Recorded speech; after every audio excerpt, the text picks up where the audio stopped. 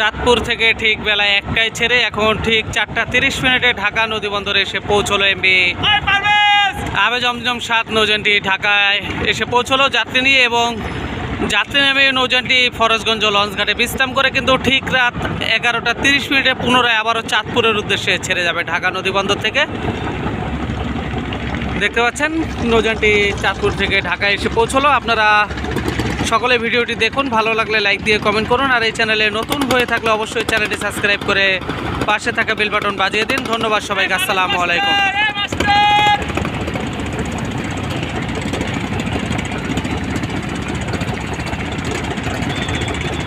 এই যে দেখেন আমাদের পারভেজ মাস্টার,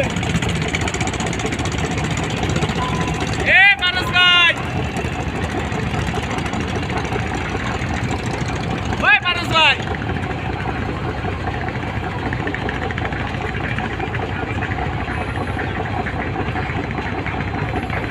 এই নগা মুন্সি সব এক লাগে নাকি?